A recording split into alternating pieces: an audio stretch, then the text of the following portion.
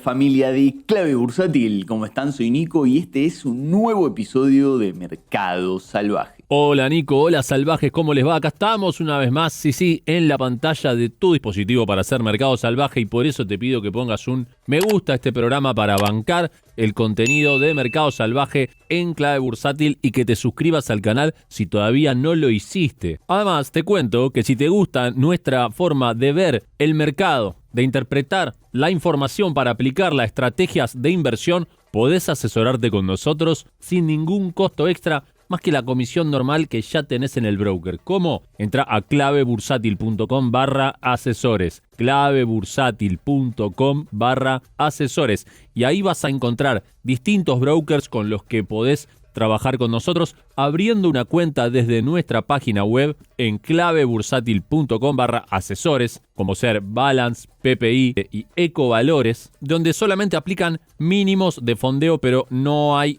que pagar ninguna membresía ni nada de eso. Además, mediante Clave Bursátil podés invertir en la cuenta administrada de CDRs de Grupo SBS y podemos asesorar a tu pyme. Hoy, donde buscar mayor eficiencia para las pymes es clave. Clave Pymes en clavebursatil.com/asesores. Y además, te cuento que si tenés cuenta en Invertir Online, podés pedir que te asignen a nosotros como asesores. Así es. Mándanos un mensaje acá en el formulario de consulta en la página web y te vamos a dar las indicaciones muy simples para pedir que te asignen a nuestro equipo para asesorarte en Invertir Online. Esto y más en clavebursatil.com/asesores. Y arrancamos con el análisis de esta semana que viene muy cargado, así es. El Merval terminó la semana más o menos un 1% positivo en dólares. No se vio tan beneficiado con el supuesto, entre comillas, alto el fuego de la guerra en Medio Oriente, por el mismo motivo por el cual,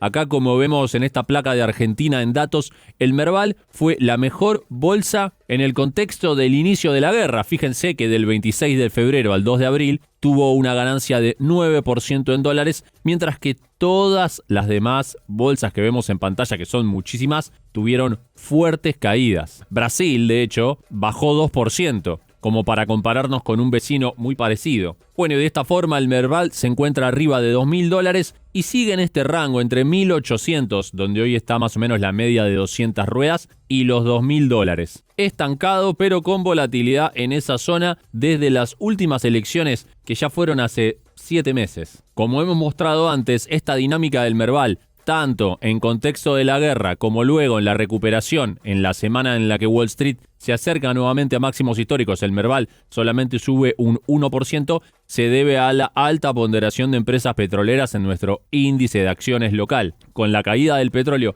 que de todas maneras cerró la semana en torno a $100 o 96, 98 por ahí, había logrado subir hasta $115 y bueno, tuvo toda una corrección desde esos precios hasta aquí. Igualmente, tengamos en cuenta que en ningún momento las empresas petroleras argentinas habían hecho cálculos de cómo marcharía su negocio con un petróleo a $100, sino que manejaban un escenario de 65. Con lo cual, por más que el petróleo haya bajado de 120, de 115 a un poco menos de 100, sigue siendo un precio muy alto y que aumenta significativamente las ganancias de las empresas petroleras y los ingresos de divisas al país. Y justamente en el índice tenemos otros sectores como el sector bancario y podemos ver que el Grupo Financiero Galicia esta semana subió un 4,5%. Claro, es como la contracara de la caída del petróleo. Sin embargo, aunque el sector bancario es importante en el índice Merval, tiene menos ponderación que las energéticas y por eso es que no tracciona tanto la suba de los bancos con las energéticas a la baja. Banco Macro, como podemos ver, también subió casi un 5% en dólares. Ambos bancos superaron la media de 200 al alza, lo que uno podría pensar un cambio de tendencia del corto plazo. Sin embargo, podemos ver en ambos casos que la media está bastante plana. Entonces, no es un buen indicador de tendencia en estos contextos. Como les decía, y para que quede más claro, podemos ver que YPF esta semana cayó un 5%,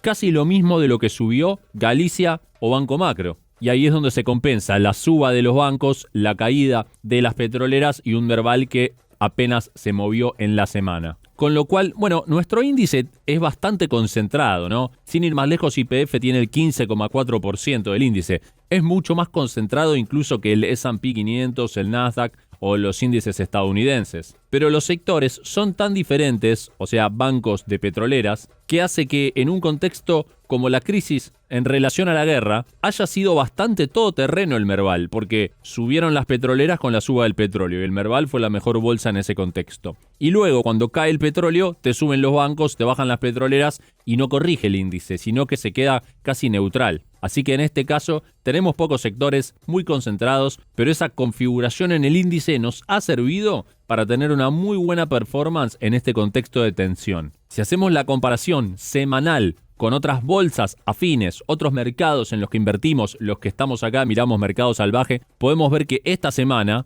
el EWZ tuvo una performance relativa al Merval 5% mejor. Es decir, el EWZ subió 5% más de lo que lo hizo el Merval en dólares. Y ahí podemos ver esta tendencia que desde 2021 a la fecha sigue siendo favorable al Merval versus el EWZ, aunque desde inicios de 2025 hasta hoy le ha ido muchísimo mejor al EWZ. Por suerte, este instrumento y muchas acciones brasileras y otros fondos comunes también que invierten en este tipo de acciones están disponibles en nuestro mercado y muchos de nosotros tenemos exposición a Brasil, logrando de esa manera compensar la mala performance del Merval en 2025. Si observamos el ratio de emergentes contra el S&P, un fenómeno que veníamos notando desde antes de la guerra parece estar confirmándose. Y estoy hablando de la reversión del ciclo histórico de largo plazo de emergentes versus S&P a favor de emergentes. Y podemos ver como esa tendencia bajista que lleva unos 17 años de desarrollo se rompió al alza a favor de emergentes, tuvo una corrección con la crisis de la guerra en el mes de marzo-abril y luego parece salir nuevamente al alza como una especie de pullback de confirmación, todo por arriba de la media de 200. Lógicamente, el aumento de los precios de los commodities es positivo para los países emergentes, pero en particular para los latinoamericanos. Ahora, si analizamos lo que pasó en la semana con el ratio del Merval en dólares contra el S&P 500, bueno, esta semana al S&P 500 le fue casi un 3% mejor que al Merval en dólares. Claro, las empresas tecnológicas del S&P 500 que habían sido muy castigadas en el contexto de la guerra, recuperaron. El S&P no tiene una ponderación fuerte de petroleras como el Merval, y entonces esta semana, la semana del taco trade de Trump, fue bastante positiva para los índices en Wall Street, más aún que para las acciones argentinas. Para terminar de envolver este concepto, podemos ver el ratio del ADR de Galicia contra el ADR de Pampa Energía, donde se observa una dinámica interesante. Podemos ver que durante el gobierno de Macri, tanto a Pampa como a Galicia le fue prácticamente igual, es decir, el ratio lateralizó de una manera bastante prolija. Después, en el gobierno de Alberto Fernández, le fue mucho mejor a Pampa que a Galicia. Entonces podemos ver cómo el ratio cayó fuertemente a mínimos históricos. Sin embargo, tras el triunfo de Milei, recuperaron muy fuerte los bancos hasta 2025. Y justamente ahí en 2025 el ratio se dio vuelta y viene traccionando más Pampa. Bueno, la última semana este ratio ensaya un pequeño rebote y vamos a ver si en este contexto logra Galicia superar a Pampa, romper la media de 200 en el gráfico e iniciar una nueva tendencia alcista de este ratio. Aunque por ahora, desde este punto de vista, luce más atractivo estar invertido en Pampa que en Galicia. Este gráfico yo no lo uso para invertir justamente en Pampa o en Galicia,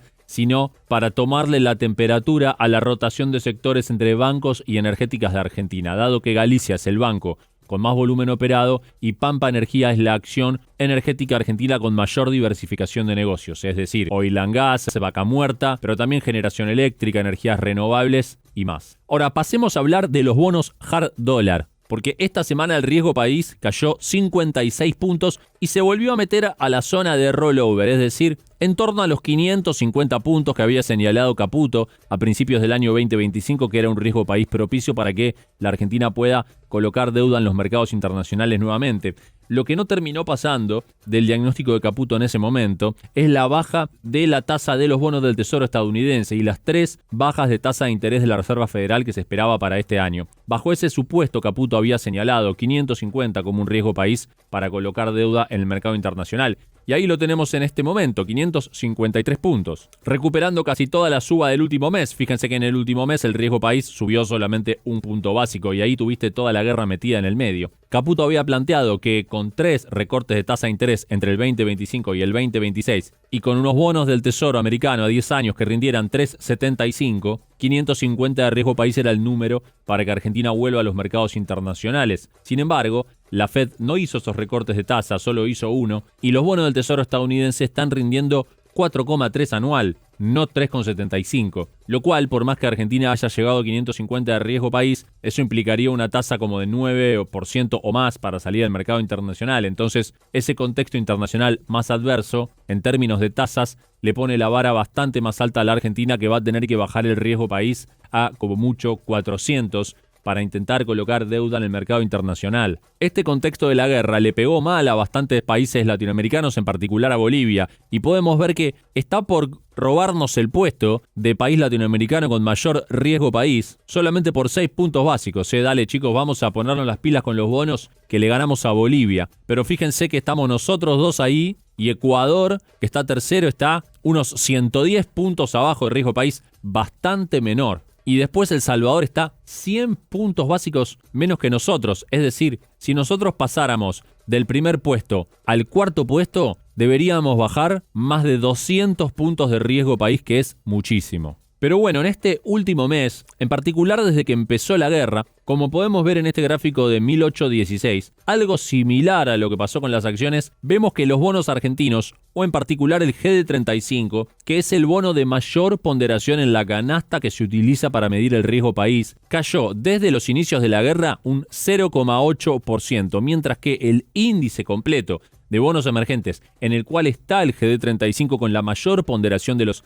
6 bonos argentinos, cayó un 1,8%, bastante más. Es decir que los bonos argentinos tuvieron una performance relativa superior a la de su propio benchmark. Y esto tiene sentido, al igual que hablamos con las acciones, por la cuestión de las petroleras y sus mayores beneficios con un petróleo más alto. Fíjense lo que dice Morgan Stanley sobre Argentina, en un informe que habla sobre un factor macroeconómico, pero llega a una recomendación de inversión. Y acá lo tengo traducido. Morgan Stanley dice que ahora, con los precios de los commodities actuales, Argentina gira y va a terminar con un superávit de cuenta corriente, no solamente superávit comercial, que eso ya lo teníamos, sino que hasta ahora, aunque teníamos superávit comercial, por los pagos de deuda y salida de dólares que teníamos, la cuenta corriente general de la balanza de pagos, o sea, de dólares, nos daba negativo. Poco, ¿no? 1, 2% del PBI, y el gobierno se la pasaba justificando, explicando que estaba bien, que era normal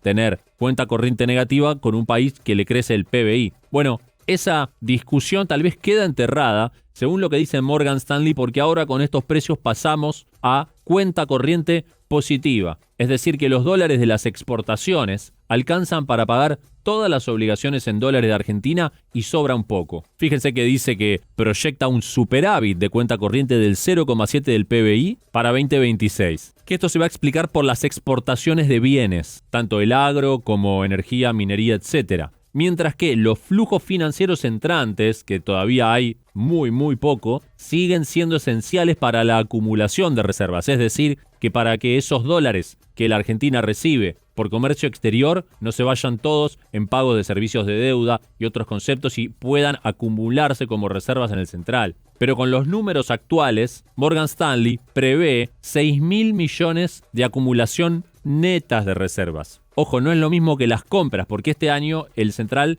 ya lleva comprados 5.400 millones. Lo que pasa que después hay que pagar deudas al fondo, a los bonistas, a otros organismos. ¿Y de dónde salen esos dólares? Se terminan usando los dólares del central. Entonces la mayoría de los dólares que compra el central se terminan yendo en estos pagos financieros y no quedan todos. Bueno, pero Morgan Stanley dice que igual van a quedar 6.000 millones neto de pagos de servicios financieros y más. Bueno, la conclusión a la que llega Morgan Stanley es que sugieren mantener la posición larga en bonos argentinos en dólares, aunque señala que se necesitan más flujos sustanciales de dólares financieros para que el 2027 luzca más sustentable, es año electoral. Y acá es lo que les decía recién. Todos los dólares que recibimos, no todos, pero la mayoría, los terminamos usando en pagos financieros al exterior. Entonces, si empiezan a entrar dólares financieros, no solamente comerciales, entonces vamos a poder repagar la deuda financiera con otros dólares financieros y los dólares de las exportaciones van a nutrir la acumulación de reservas del Banco Central. Y eso es a lo que apunta el de Morgan Stanley. Pero bueno, ellos dicen qué bono recomiendan comprar y todo esto nos lleva a hablar del dólar, del mercado cambiario. Y esta semana fue muy importante, arrancó tranquila, con compras de entre el 10 y el 30% del volumen operado en el mercado. Sin embargo, el jueves y el viernes fue explosivo. El jueves se compraron 281 millones de dólares, lo cual implica el 85% del volumen operado. O sea, todas las compraventas del mercado se hicieron contra el Central. Nadie más prácticamente compró. O sea, todos los que vendieron dólares se los vendieron al Central porque no había nadie más comprando. Y atentos, el viernes el Central compró 457 millones en una rueda, siendo la rueda cambiaria de mayores compras del Central en todo el año. Esto tiene sentido en el contexto ya del inicio de la cosecha gruesa, una cosecha que viene muy buena tanto en cantidades, porque hubo buenas lluvias y demás, como por precio. Como podemos ver en esta foto del mercado cambiario de la rueda de dólar mayorista, donde se observa la caja de puntas, 20 minutos antes del cierre de la rueda, una lista larga de órdenes de venta. Y del lado de la compra, nadie, prácticamente una sola orden de compra de $1 millón a un precio de 1.366. Bien bajo, ¿no? Porque fíjense que el offer está en 1.376. Esto es con lo que se encuentra el Banco Central los últimos días en el mercado cambiario. Una fila para vender y nadie para comprar. Por eso, casi la totalidad de las operaciones se hacen contra el propio Central, que es el único comprador de dólares en este momento. Desde este punto de vista, uno podría plantear que no hay un atraso cambiario, porque en definitiva uno puede teorizar lo que quiera, pero después, en el mercado, donde se expresan con la billetera los flujos, nadie quiere comprar dólares y todos quieren vender. Literalmente nadie quiere comprar y todos quieren vender. El único que quiere comprar es el Banco Central. Pero este punto de vista puede ser refutado con algo en lo que nos vamos a meter en instantes. Antes me gustaría mostrarles con esta tablita de Federico Machado que, según sus propios cálculos, las reservas netas del Banco Central ya son positivas, ya no hay reservas netas negativas, son positivas en 300 millones. Mientras que si observamos este gráfico de 1816, que también mide las reservas netas, para ellos con otra metodología que es la misma del Fondo Monetario, bueno, todavía nos faltan más o menos unos 1.000 millones para llegar a reservas netas positivas, aunque al ritmo de compras que está ejecutando el Banco Central es cuestión de 2 o 3 días para pasar a positivo, también bajo la metodología que usa 1816. Ahora ya adentrados en abril, en la época de la cosecha gruesa, podemos ver que la soja lleva en lo que va del año una suba del 12,4%, mientras que el año pasado también subió mucho menos, en torno a un 3%. Pero la verdad es que desde 2024 hasta hoy, la soja ha subido más de un 15%. Y está bien, históricamente no es un precio muy bueno, no es el precio del 2012, no es el precio del 2007, ni es el precio del 2020, pero viene recuperando en términos relativos. En comparación con el pasado reciente, es un buen momento de la soja, además que los derechos de exportación han bajado, y eso favorece al campo. No por nada, uno de los sectores más pujantes de la actividad económica hoy en la Argentina que explican que el PBI está en el máximo histórico es el sector agropecuario. La harina de soja, como vemos en este gráfico de ProfitX, también viene subiendo más de un 15% en el último mes y se está enfrentando contra una resistencia. Argentina exporta más harina y aceite de soja que el poroto solo, así que esto nos beneficia bastante. Por otro lado, con dato de la Bolsa de Cereales de Rosario, podemos ver que la condición del maíz tardío en la última medición arroja entre un 80 y 90% de la producción en condición excelente o buena. No solo la soja, el maíz también, aunque no tuvo la dinámica de precios que tuvo la soja, viene con una cosecha de muy buenas cantidades, porque en definitiva la cuenta que hace el empresario es precio por cantidad. Pero no solo el agro está teniendo un buen momento, fíjense que el aluminio subió desde que empezó el año un 15,5% y es el valor más alto desde el estallido de la guerra entre Rusia y Ucrania en el 2022. Una empresa como Aluar, por ejemplo, exporta el 90% de lo que produce. Si volvemos al informe de Morgan Stanley, donde termina recomendando estar comprado en bonos argentinos por la cuestión de la cuenta corriente positiva, podemos ver la cuenta que hace Morgan Stanley. Ellos evalúan el impacto en las exportaciones de Argentina con la suba de 10% en el precio de los commodities. Eso significan 5.600 millones de dólares. Mientras que en el mismo año, las necesidades de dólares para pagos de deudas soberanas es 5.1 millones. Es decir que los dólares aportados por las exportaciones en contexto del aumento de precios superan las necesidades financieras. De ahí surge que nos van a quedar casi un punto del PBI de cuenta corriente positiva. Si miramos en una mirada un poco más largoplacista, no solo el año actual, nos encontramos con este dato. Por ejemplo, según la consultora INVEC, la Argentina tiene solamente 0,9% del PBI en exportaciones mineras, uno de los sectores donde más inversiones están entrando, y justamente esta semana se aprobó la modificación de la ley de glaciares para que haya explotación minera en la cordillera. Fíjense las exportaciones en términos del PBI que tiene Canadá, Australia, Perú y Chile. La Argentina no tiene prácticamente nada y hay muchas inversiones en curso que son capital intensiva y que tardan en empezar a facturar, pero ya están en marcha. Pensemos cómo va a ser la balanza comercial de Argentina, que todavía no goza de exportaciones mineras prácticamente, cuando estas empresas empiecen a exportar. Pero bueno, yo hace un rato les decía, viendo la caja de puntas del mercado cambiario, donde no hay demanda y es todo oferta, decía, mucho se habla de el atraso cambiario o no, y se utilizan mediciones extremadamente puntuales, como que un café es más caro en Palermo que en Londres, lo cual puede ser verdad, pero cuando uno se pregunta por qué pasa eso, básicamente nosotros somos inversores, queremos saber por qué pasa eso para saber si es sostenible este nivel de dólar y si me conviene comprar dólares o estar en tasa en pesos. Bueno, cuando yo veo que el café de Palermo es más caro que el de Londres, puedo pensar, bueno, es que el dólar está muy bajo. Pero si después voy al mercado cambiario, no al mercado de cafés, y veo que pasa esto, no hay demanda y es toda oferta, ahí me entra la duda, si el dólar fuera tan barato,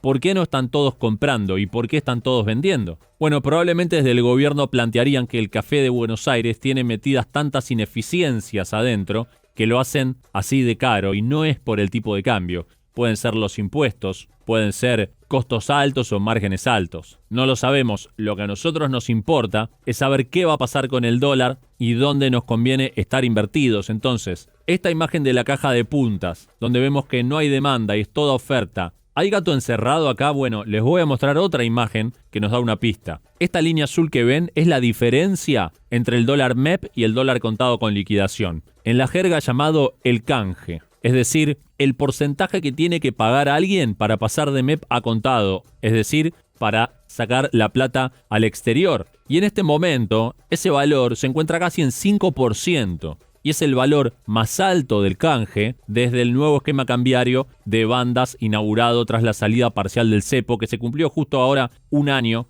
en abril del 2025. ¿Y por qué está tan alto el canje? Miren, les voy a mostrar otro dato que nos va a sugerir la respuesta. El BPI 26 es un real que termina de amortizar, que vence el 31 de mayo de este año, es decir, en menos de 2 meses. Y fíjense, está cotizando con paridad de 115, muy por arriba del 100%. Es decir, que los que están comprando este bono lo están pagando carísimo. ¿Y por qué lo hacen? Porque como todos los bonos hard dólar argentinos, vos los podés comprar en pesos si querés, pero cuando pagan dólares. O sea que vos podés comprar dólares indirectamente comprándote el bono. Pero si vos lo hacés mucho tiempo antes que el bono venza, tenés riesgo de la volatilidad del bono. Ahora, si vos comprás el bono en pesos muy poco tiempo antes de que el bono venza, no vas a tener volatilidad en el bono y vas a terminar comprando dólares indirectamente, pero sin incumplir la normativa del cepo. En otras palabras, la existencia de controles cambiarios hace que en esta caja de puntas no haya demanda, no porque no hay nadie que quiera comprar dólares, sino porque los que quieren comprar dólares no pueden hacerlo y se canaliza todo a través del contado con liquidación, con una demanda tal de contado con liquidación que hace que el precio esté 5% más caro que el dólar MEP y que un bono que vence dentro de poco como el BPI 26 cotice a paridad de 115. que si uno hace la cuenta, los que están comprando el BPI 26 a 115 de paridad están pagando el dólar 5% más caro, como en el canje entre el MEP y el CCL. Bueno, el gobierno tomó nota de esto y en los últimos días, esta semana que pasó, sacó 2 normativas nuevas. La primera, chau rulo. ¿Por qué? Y porque si vos tenés 5% de brecha entre el MEP y el CCL, podías comprar MEP, pasarlo a hacer CL, vender el CCL y comprar MEP y hacer ese rulo y ganarte el 5%. Sin hacer nada. Eso, en la medida de que el Banco Central tenga intención de mantener controlado el MEP, es un problema para ellos, porque genera venta de CCL pero compra de MEP. Genera una mayor demanda de dólares, pero por motivos netamente especulativos. Aunque tendría la bondad de ese arbitraje, ese rulo, de cerrar ese gap. Porque si todos hiciéramos el rulo de comprar MEP, venderlo contra C, después recomprarlo en D, después venderlo contra C y hacerlo todo el tiempo, ese spread de 5% terminaría desapareciendo por el arbitraje que hace el mercado. Y eso sería constructivo, pero demandaría muchos dólares. Todos los dólares que comprarían todos los arbitrajistas. Evidentemente el gobierno prefiere convivir con una brecha de canje alta con tal de no generarse demanda de compra de dólares para hacer ese rulo. Entonces, ¿qué hace? Va y corta el rulo. A partir de ahora, el que opere dólar cable en Argentina, por 90 días no va a poder operar dólar MEP. Así que se cortó el rulo CCL contra MEP. Pero hizo una de cal y una de arena, porque del otro lado, el gobierno cambió la normativa para favorecer el ingreso de más dólares del exterior. ¿Cómo? Permitiendo que salgan. Los analistas estadounidenses, en más de una oportunidad yo he escuchado y he leído que dicen que Argentina es como Hotel California, porque vos podés entrar, pero no sabés si vas a poder salir, como dice la canción Hotel California, ¿no? ¿Qué pasaba? Hasta hoy solo se podían operar 200 millones de CCL por día para un quit, una cuenta comitente. Tenía ese límite. Entonces, si un fondo de inversión quiere venir con 1.000 millones, después sabe que va a necesitar 5 ruedas para poder salir. Y en esas 5 ruedas, si está en un pánico, si se quiere ir ya, no puede. Es demasiado tiempo. O sea que vos podés entrar todo lo que quieras, pero para salir después ahí tenés restricciones. Bueno, levantaron esa restricción, como diciendo ya está, no es más Hotel California. Si querés venir, vení. Y si te querés ir, vas a poder irte. Así que vení, trae tus dólares. Con lo cual intenta cortar el rulo entre CCL y MEP. Y por otro lado trata de generar un mayor ingreso de CCL para que caiga esta brecha que hoy está muy alta en el 5%. Pero la verdad que en definitiva el mercado cambiario de Argentina está tal vez en este momento en su mejor momento desde que empezó el gobierno actual. El dólar está a 20% del techo de la banda y bajando, con acumulación récord de reservas, caída del riesgo país. Y no solo eso, sino una importante baja de la tasa de interés, que de hecho si vamos a la última placa del Banco Central, la tenemos la TAMAR en 23,4%, muy por abajo de la inflación pasada, presente y esperada para el corto plazo. Baja del tipo de cambio, con baja del riesgo país, con baja de la tasa de interés y acumulación de reservas. Todo eso al mismo tiempo significa una baja de la prima de riesgo de Argentina. Parecen haber quedado atrás esos días de fuerte volatilidad de la tasa de interés, que entre otras cosas explican el estrés que hay en el sistema financiero con la mora en los préstamos a las familias y un poco también a las empresas, pero principalmente a las familias, y que hace que todo ese costo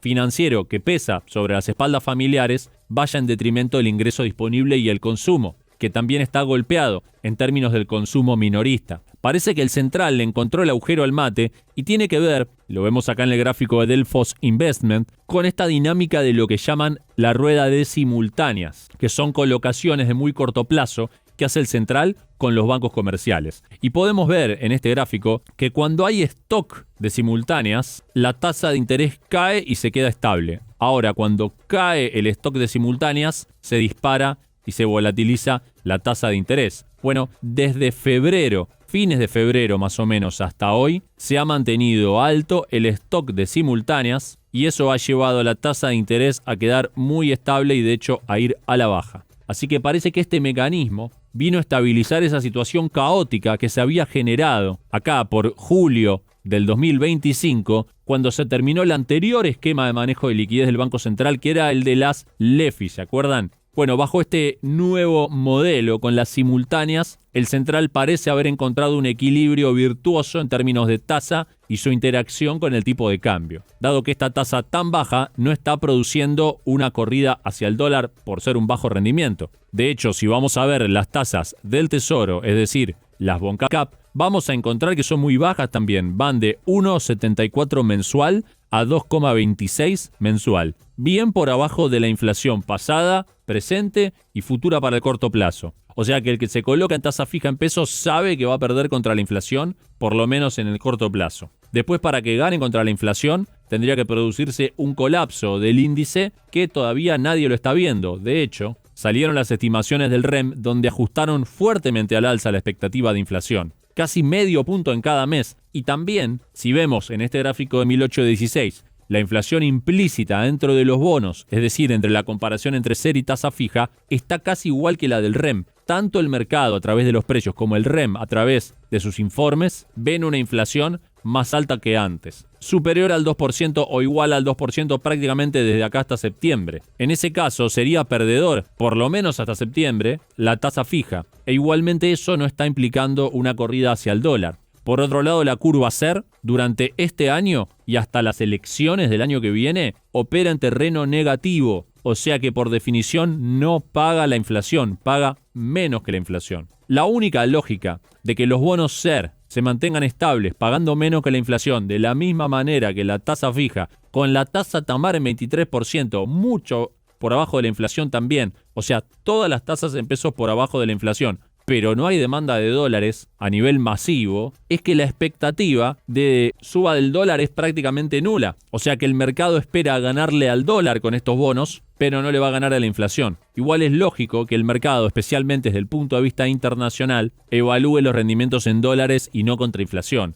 Nosotros somos inversores particulares y tal vez sí nos importa ganarle a la inflación porque el destino de nuestro dinero va a terminar siendo consumir en la Argentina y enfrentarnos con esos números de inflación. Tal vez con el afán de que mejoren las tasas en el mercado, esta semana el gobierno sacó otra normativa más. Y fíjense qué es lo que hace. Bueno, hasta hace poco los fondos comunes de inversión tenían un límite para invertir en plazos fijos. No podían invertir más del 50% del patrimonio del fondo. Ahora pueden invertir hasta 60% en plazos fijos. O sea que los fondos comunes ahora van a demandar menos títulos en pesos del Tesoro, menos bonos SER, porque pueden usar más plazo fijo, que lo tenían limitado. O sea que va a haber menos demanda de bonos del Tesoro por parte de los fondos comunes. Y al haber menos demanda, los precios podrían ceder un poco y mejorar un poco las tasas en el corto plazo, que han quedado muy bajas. Fíjense que ya la curva ni siquiera está plana, sino que está con pendiente positiva. Así que en definitiva,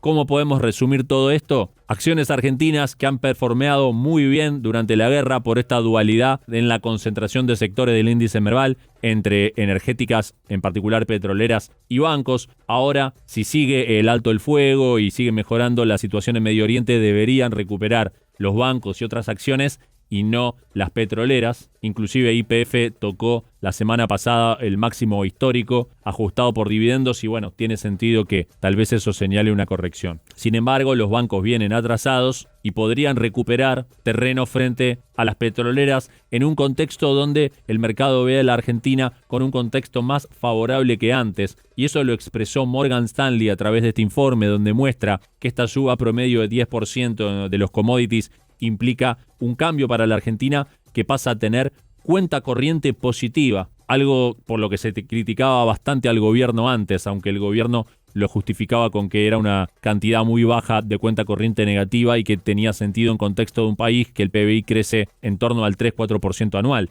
En ese contexto, Morgan Stanley recomienda invertir en bonos en dólares argentinos, no en bonos en pesos, donde los rendimientos, hemos visto hoy, son muy bajos. También en la propia tasa de interés Tamar, la del Banco Central, es muy bajo. Solo tiene sentido en contexto de un tipo de cambio que siga bajando o se quede muy planchado, lo cual puede pasar, aunque tal vez, como mira Morgan Stanley, hoy resultan más atractivos los bonos en dólares, que tienen precios más atrasados, que están todavía lejos de sus máximos del mes de febrero, en comparación con los bonos SER y los bonos tasa fija, que están ya en valores que parecen bastante altos, rendimientos bastante bajos. El dólar luce bastante bajo, está en un tipo de cambio real bajo, aunque la Argentina está transicionando hacia un modelo de abundancia de divisas, donde tal vez tenemos que repensar qué niveles de tipo de cambio real vamos a tener en el largo plazo en una Argentina superavitaria en dólares. Pero ese nivel bajo de tipo de cambio de hoy, ese peso muy apreciado, todavía esconde bajo la alfombra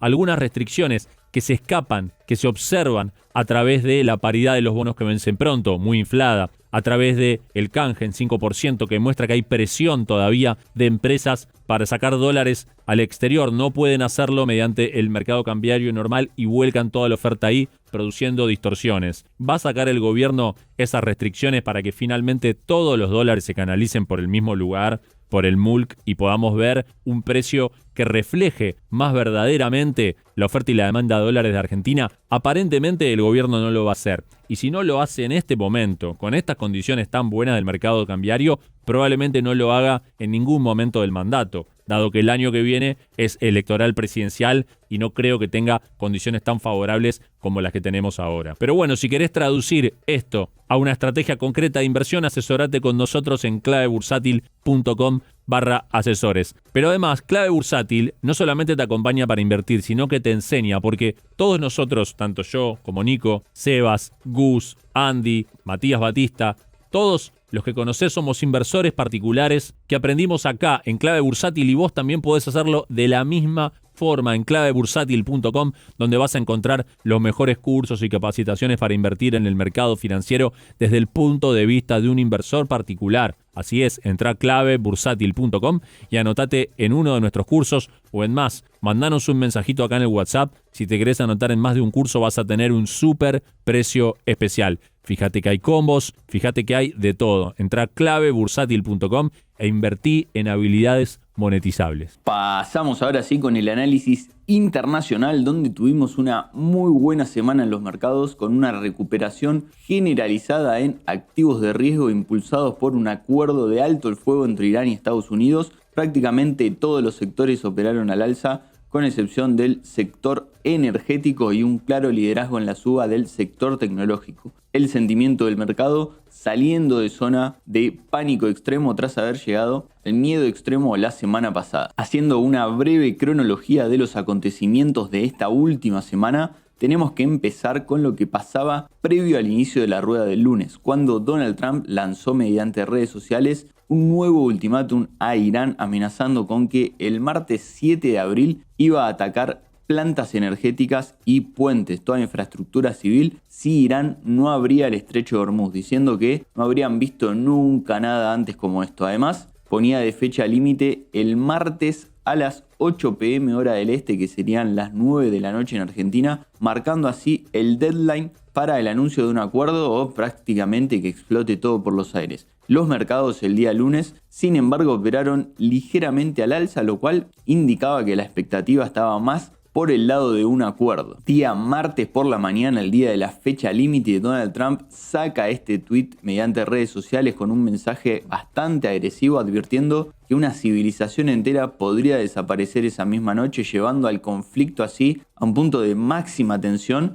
y un clima en los mercados de gran incertidumbre. A última hora de la rueda del martes, el día de la fecha límite, el primer ministro de Pakistán lanzó esta publicación donde afirmaba que las negociaciones por la paz estaban avanzando fuertemente y anunciando que él le había pedido a ambas partes un alto el fuego por 2 semanas, una tregua para tener más tiempo para alcanzar un acuerdo definitivo, y durante ese tiempo Irán abriría el estrecho de Hormuz. Y efectivamente, antes de que venciera el plazo límite, de Estados Unidos e Irán anunciaron un alto el fuego de 2 semanas, con Donald Trump suspendiendo los ataques que había amenazado con hacer a centrales eléctricas e infraestructura civil iraní, y del otro lado Irán permitiendo el paso seguro de buques petroleros por el estrecho de Hormuz en coordinación con sus fuerzas armadas. Los mercados ese día reaccionaron con fuertes subas en Wall Street y mercados emergentes. Día miércoles tuvimos un gran día para los activos de riesgo. Puntualmente, Donald Trump publicó en su perfil de Truth Social haber acordado detener los ataques con el compromiso de Irán de abrir el estrecho de Hormuz. Como vemos acá, dice, será un alto el fuego bilateral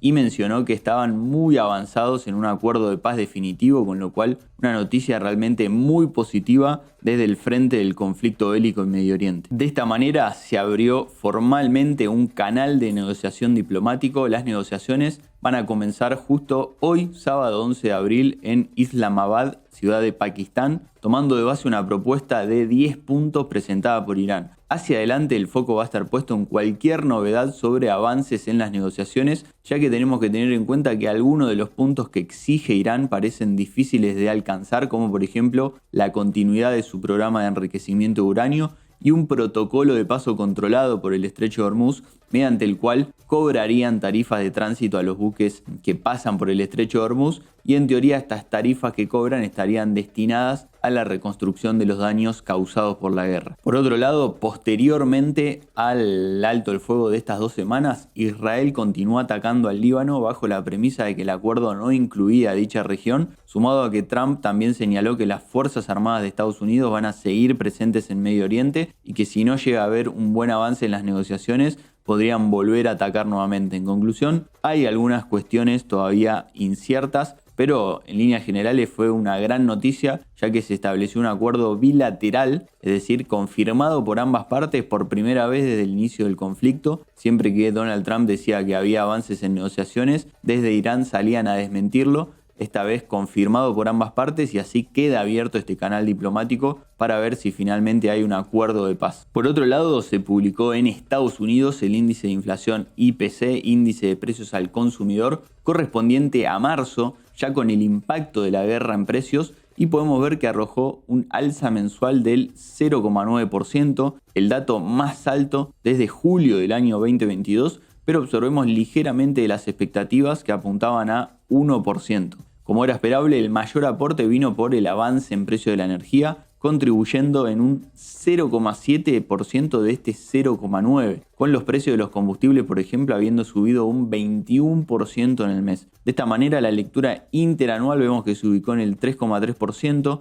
también ligeramente debajo al 3,4% esperado. Si uno mira el dato suelto, bueno, fue un dato malo, claramente, con una aceleración de la inflación. Sin embargo, recordemos que el mercado siempre se mueve por expectativa y este movimiento ya estaba descontado en precios. Por lo tanto, fue un dato malo, pero no tan malo teniendo en cuenta que vino por debajo de la expectativa. Sin embargo, podemos ver que el IPC subyacente, que excluye la variación en alimentos y energía, que se toma como una variable más genuina de la situación local, ya que excluye la volatilidad de precios a nivel internacional, vemos que marcó una lectura del 0,2% mensual, neutral con respecto al mes anterior y menor al 0,3% esperado. La interanual vemos que se ubicó en el 2,6%, también ligeramente debajo del 2,7% al cual apuntaba la expectativa, con lo cual dejó una lectura más bien positiva. Incluso la Supercore, que es la que excluye también los precios de la vivienda, desaceleró de 0,4% al 0,2% mensual. Por lo tanto, fue un dato más positivo que negativo,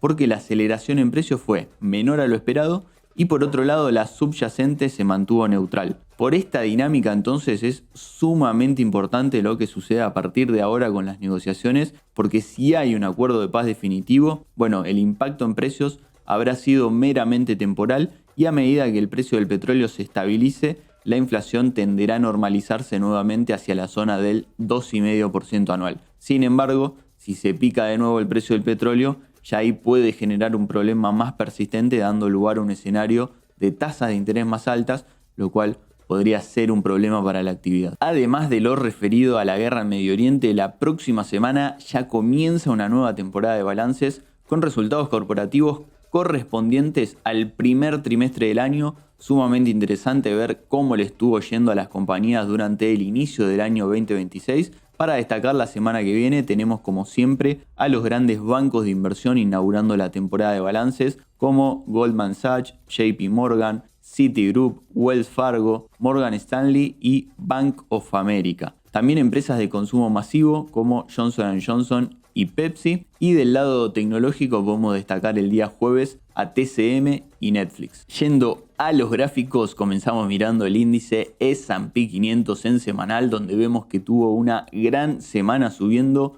más de un 3,5% del principal índice de Wall Street, y desde la mirada técnica, nos da una señal de reversión alcista, superando al alza tanto la media de 200 días y la de 22 semanas. Vemos que el cierre de esta semana cierra tan solo un poco más de 2,5% de la zona de máximos históricos, el cual pareciera un nivel totalmente posible de alcanzar, dado el giro del contexto a nivel global. Mirando ahora el índice Nasdaq, índice tecnológico, se llevó la mejor parte, venía siendo el más castigado y consecuentemente el que mayor terreno tenía para recuperar. Vemos subiendo casi un 4,5% en la semana, también superando las medias de 200 días y 22 semanas al alza. Muy buen cierre semanal que promete también por este lado poder volver a zona de máximos históricos. Por su parte, el índice Dow Jones en positivo trepó un 3% semanal, finalizando vemos por este lado justo debajo de la media de 22 semanas, un poquito más flojo que el resto de los índices. Veremos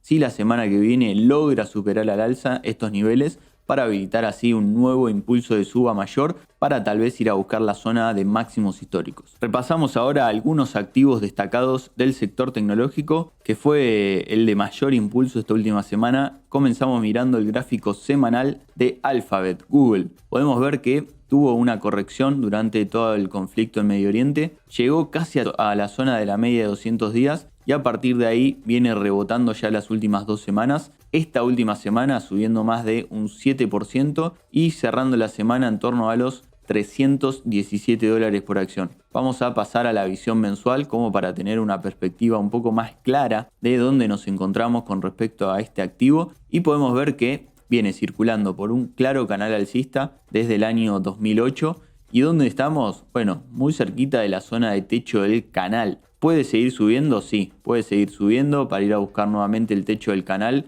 Puede subir entre un 10-12%. Sin embargo, desde la mirada de la tendencia de largo plazo, estamos mucho más cerca de una zona de techo que de una zona de piso. Mirando ratios de evaluación, por ejemplo, el ratio PER, podemos ver que hoy Google está cotizando a un ratio PER cercano a 29, que vemos que está en la zona más alta del rango en el cual ha cotizado en los últimos años, un rango que ha ido cerca de la zona baja 18 y la zona alta más bien cercana a 32. Miramos ahora Meta en visión mensual, la matriz de WhatsApp, Facebook e Instagram, 3 de las 4 redes sociales más utilizadas en el mundo, con lo cual una empresa que tiene un alcance inigualable y eso le da una gran ventaja competitiva para su negocio de publicidad digital. Podemos ver que Meta viene rebotando también en el mes de abril ya un 10% desde los mínimos cercanos a los $520 que llegó a alcanzar en el mes de marzo, y vemos que la podemos encuadrar en una especie de pausa desde principios del año 2025. Toda esta zona, que viene siendo prácticamente una lateralización, viene siendo un periodo de pausa que yo creo corresponde a toda la suba que tuvimos durante el año 2023-2024. Esta línea que está por acá arriba, esta línea tendencial bajista, nos viene marcando todo este movimiento de pausa, con lo cual recién una ruptura al alza de este nivel podría ser la señal de que salimos de ese periodo de lateralización, ese periodo de pausa, para entrar sí en un nuevo impulso de suba. Si miramos rápidamente algunos ratios de evaluación, hoy Meta está cotizando en torno a un PER de 26-25, bastante en línea con el promedio, con lo cual desde esta mirada podemos decir que no está ni muy cara ni muy barata, sino más bien a un precio razonable. Vemos ahora Microsoft en visión mensual, una de las grandes tecnológicas que dentro de las tecnológicas creo que es la más castigada, lleva una caída de casi un 34% desde máximos y de momento no logra revertir, no encuentra todavía fuerza de suba, está ahí muy cerquita de un nivel que puede llegar a ser soporte en torno a los $345 por acción. Fue soporte en la caída de abril del año pasado, fue resistencia en el máximo del bull market del año 2021, así que un nivel de alta relevancia para este activo, y vemos que también está ahí operando cerca de la zona de la media de 200 semanas, un promedio móvil importante para la tendencia de largo plazo. Caso de Microsoft, yo creo que le están pegando por dos lados principalmente. Por un lado, uno de sus negocios más importantes, que es todo lo que es el paquete de Microsoft 365, que incluye Excel, Word y distintas herramientas, viene castigado por el golpe que se le está dando a todo el sector de software. Y por otro lado, también Microsoft está dentro de las tecnológicas que están haciendo grandes inversiones de CAPEX y se genera ese temor, esa incertidumbre sobre la futura rentabilidad de estas grandes inversiones. Entonces vemos que hay doble Nelson para Microsoft, la castigan. Sin embargo, si el negocio de Microsoft sigue andando y sigue funcionando, podemos estar hoy frente a una gran oportunidad. Observemos que está cotizando Microsoft a un ratio PER de 23. Es el más bajo desde el año 2015, incluso más bajo que el bear market del 2022, más bajo que el Corona Crash, con lo cual cotizando a ratio de evaluación interesantes y un ratio de precios sobre ventas en torno a 9 para una compañía que viene creciendo a un ritmo cercano al 15% anual en ingresos y es un ratio similar a los mínimos del bear market del año 2022. Apple ahora también en visión mensual, la manzanita, que la verdad no ha sufrido tanto la corrección de estos últimos meses. Desde máximos llegó a caer tan solo un 13% y ahora viene recuperando, frenó la baja en la zona de la media de 200 días, que ha sido en muchas ocasiones un nivel de soporte importante para el papel. Así que viene bancando ahí, zona de soporte en torno a los $250 y de corto plazo tiene esta línea tendencial bajista que viene desde diciembre del año pasado, es decir, de diciembre del año pasado viene corrigiendo, con lo cual deberíamos ver una superación al alza de esta línea tendencial bajista que viene siendo resistencia para pensar en un nuevo impulso de suba en este papel.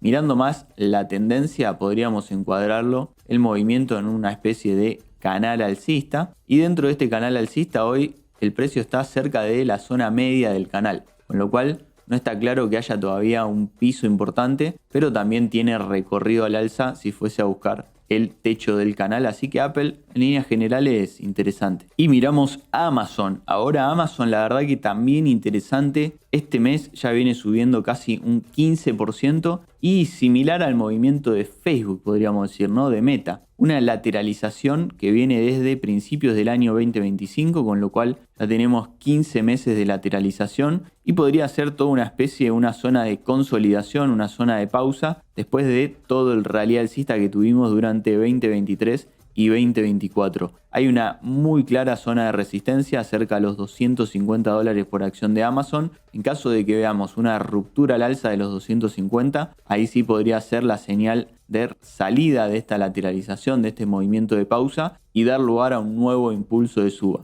En términos de evaluación, si miramos lo que es el ratio precio sobre ventas de Amazon, podemos ver que hoy se encuentra cercano al promedio de los últimos años, un poquito por arriba del promedio podríamos decir, con lo cual desde lo que es la mirada de la valoración no estaría tan atractiva. Sin embargo, desde lo técnico, si vemos que en caso de una superación de esa zona de resistencia, podría llegar a desplegar un nuevo rally alcista. Sin lugar a dudas, la estrella de la semana fue el sector semiconductores, que exhibió fuertes subas en las distintas acciones, las distintas empresas del sector. Y podemos mirar acá el ETF en primer lugar, que cotiza con el ticker SOXX y podemos ver que exhibió una suba de un 17,6% en lo que va del mes de abril. Desde la mirada técnica podemos encuadrar el movimiento en un canal alcista. Viene con un fuerte rally desde los mínimos de abril del año pasado, subiendo un 156% y desde mi visión estamos llegando ya a un nivel de posible resistencia, posible techo de corto plazo. Si miramos algunos activos del sector, podemos mirar Applied Materials, que cotiza con el ticker AMAT. También podemos ver que tuvo una corrección prácticamente insignificante durante el conflicto en Medio Oriente, cayó apenas un 8% en el mes de marzo y este mes viene subiendo ya casi un 17% y operando nuevamente en zonas de máximos históricos. Desde la mirada técnica también creo que puede estar en un nivel cercano a resistencia, viene operando por todo este canal alcista y ahora está llegando a la zona del techo del canal. Así que este activo, por más de que viene con un muy buen momentum alcista, puede estar llegando ya al final de este impulso de suba. Observemos RSI en niveles de sobrecompra. Si miramos ratio de evaluación, ratio PER en la zona de casi 41, máximos de los últimos años. Y lo mismo sucede si miramos el ratio de precios sobre ventas. Si miramos ahora, por ejemplo, AMD, podemos ver que también viene muy bien, subiendo un 20% ni más ni menos durante el mes de abril. Y el movimiento también lo podríamos llegar a encuadrar dentro de un canal alcista desde marzo del año 2020, donde tuvo fuertes impulsos de suba, grandes correcciones, impulso de suba, gran corrección.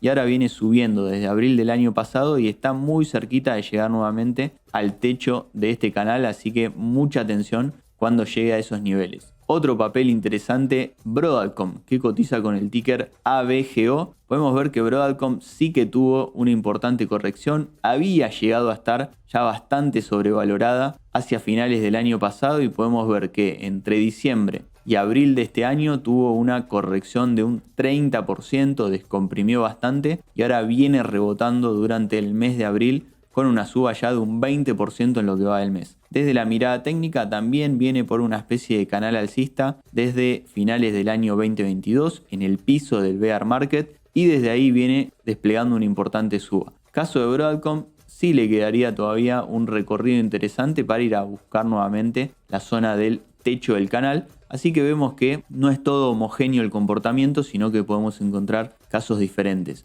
Y para cerrar, por supuesto, Nvidia, una de las estrellas de este sector que últimamente viene un poco más relegada, más apagada, más atrasada, pero la verdad que los balances que vienen presentando siguen siendo espectaculares. Observemos Nvidia, una clara tendencia alcista de largo plazo, sin embargo tocó máximos en octubre del año pasado y desde ahí vino aflojando más por tiempo que por precio. Observemos que llegó a caer desde máximos un 20%, pero ya viene hace 1, 2, 3, 4, 5. Este es el sexto mes en cuanto a este periodo de pausa de lateralización. Encontró soporte en la zona de los $170. Mientras no pierda ese nivel, vamos a considerar que ese fue el piso de esta corrección. Y hacia arriba vemos que tiene todavía un margen para subir de un 13% para ir a buscar zona de máximos. Y si rompe la zona de máximos, ahí se habilita a salir de este periodo de pausa, este periodo de lateralización e ir a buscar una nueva zona de máximos históricos. Pasando ahora a mercados emergentes, miramos el ETF EEM en semanal, que tuvo una muy buena semana subiendo un 7%. Emergentes venía más castigado por el conflicto en Medio Oriente, principalmente la región asiática, y frente a esta noticia positiva era obvio que iba a ser el que exhiba la mayor recuperación. Dicho y hecho, vemos esta gran semana y desde la mirada técnica observemos que efectivamente reconoció a la media de 200 días como nivel de soporte en esta caída y desde ahí comenzó a recuperar. Ahora vuelve a operar arriba de todos los promedios móviles de relevancia, arriba también, por ejemplo, de la media de 22 semanas, con lo cual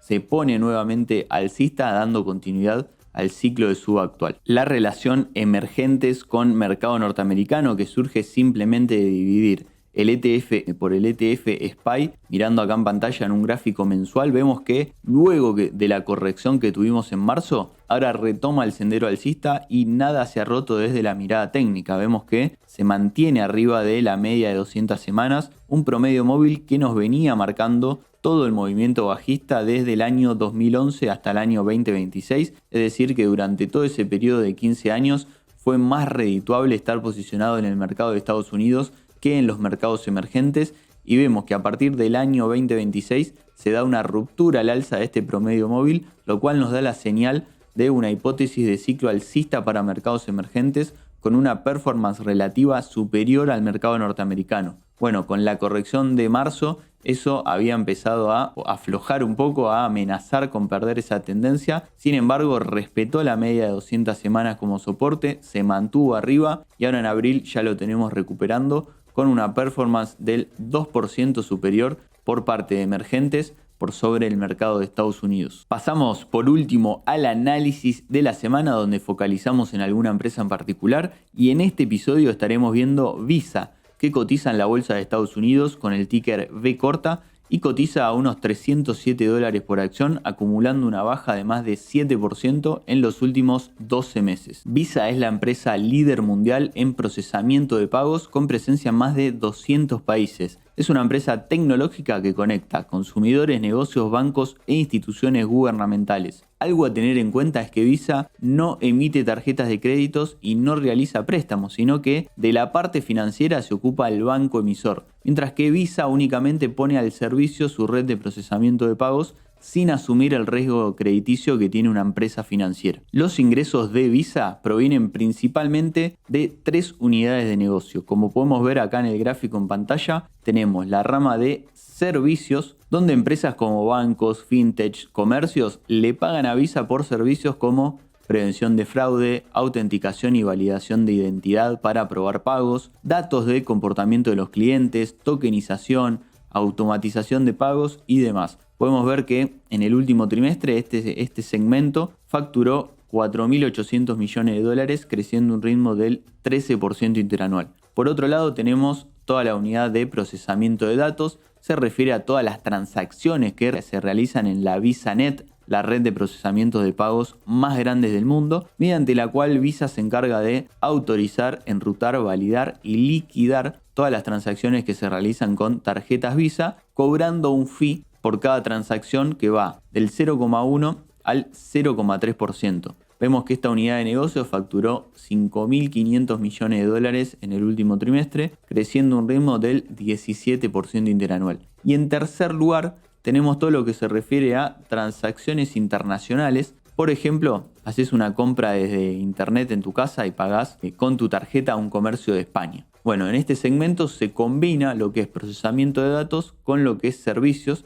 y además Visa también cobra por realizar la conversión de monedas. Si miramos los números a nivel general del último trimestre, vemos que facturó 10.900 millones de dólares en total, con un crecimiento del 15% a nivel interanual, mientras que la ganancia neta fue de casi 6.000 millones de dólares, creciendo un ritmo del 14% a nivel interanual. Algo a destacar es que es una empresa con márgenes de rentabilidad muy altos, ya que tiene costos fijos bajos, bajo requerimiento de capital y un negocio escalable que crece a la par del volumen de las transacciones que se van realizando. Y al casi no haber competencia, tiene un alto poder de fijación de precios también, lo que hace que el negocio siempre vaya creciendo también a la par de la inflación. El margen bruto vemos que se ubica en torno al 80%, margen operativo ronda el 60%, margen neto 50% y un margen de free cash flow del 55%. Es decir, de todo lo que factura la empresa, más de la mitad le queda en flujo de caja libre, es realmente excelente. El retorno sobre el equity está arriba del 50%, el retorno sobre activos arriba del 20% y el retorno sobre el capital invertido, el ROIC, arriba del 30%. Una empresa realmente muy rentable. La industria está concentrada en pocos jugadores, siendo Visa líder mundial con una cuota de mercado cercana al 40%, entre 35 y 40% según distintos informes privados. Luego le sigue UnionPay, que es la empresa líder en China, pero vemos que si excluimos a China, la industria es un duopolio entre Visa y Mastercard prácticamente, que dominan toda la región de Occidente, con Visa ocupando más del 50% de la cuota de mercado. Según distintas estimaciones, lo que es la industria podría crecer entre un 10 y 14 anual y compuesto los próximos años, impulsado por lo que es la tendencia creciente en pagos digitales, que frecuentemente están vinculados al uso de tarjetas y sumado al declive del efectivo como medio de pago. Una perspectiva que entonces sostiene proyección de crecimiento en el negocio de la empresa. Los ingresos de Visa vienen creciendo a un ritmo anual y compuesto del 13,5% en los últimos años. El beneficio por acción, por su parte, viene creciendo a un ritmo superior, anual y compuesto del 16%, gracias a la eficiencia operativa de la compañía y también a la recompra de acciones propias. Observando la cantidad de acciones en circulación de Visa, podemos ver que han ido disminuyendo de manera sostenida y constante durante los últimos años, gracias a la recompra de acciones propias que realiza la compañía. Vemos que la disminución ha sido de un ritmo anual y compuesto en los últimos años del 3%. Otra manera que tiene Visa de retribuir valor al accionista no es solo mediante recompra de acciones, sino también que es una empresa que paga dividendos. Actualmente paga un dividendo de $2.68 al año, lo cual resulta en un dividend yield al precio actual del 0,87%.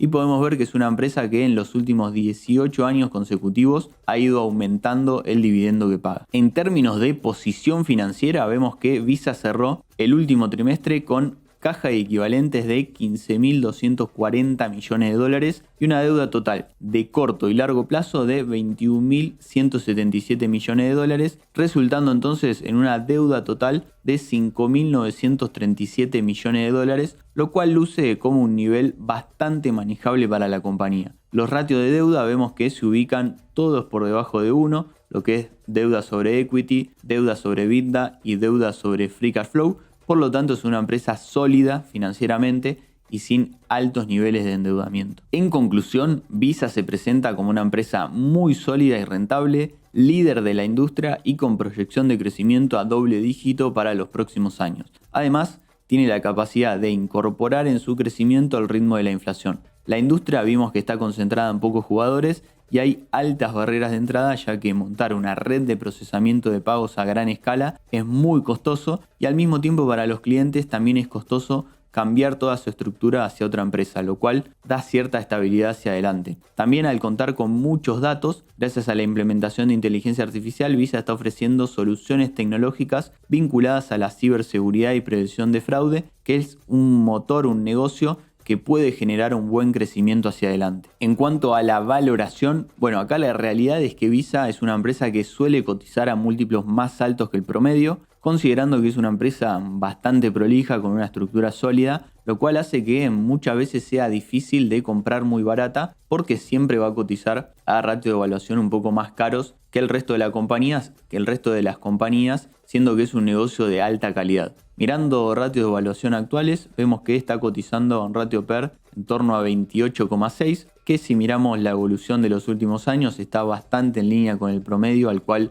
ha cotizado, y vemos que está cotizando un ratio forward PER de 23, que en este caso sí es el más bajo después de lo que llegó a cotizar en el mercado bajista del año 2022. Y en cuanto a lo que es el ratio de precios sobre ventas, está en torno a 14, ligeramente debajo del promedio. Planteando una estimación de valor mediante el método de descuentos de flujos futuros de caja libre, contemplamos como siempre toda la información en la actualidad de la compañía, acciones en circulación, deuda neta, ingresos del último año, rentabilidad promedio de los últimos años y el ritmo de crecimiento en ingresos de los últimos años también. Hacemos 3 escenarios: conservador, con un crecimiento anual y compuesto en ingresos del 8%, un escenario moderado con crecimiento anual y compuesto del 10% y optimista con un crecimiento anual y compuesto del 12%, con un sesgo creo yo más bien conservador, siendo que la empresa, como vimos, creció al 15% en el último trimestre. Colocamos un ratio de valuación precio sobre free cash flow de 28, que está en línea al promedio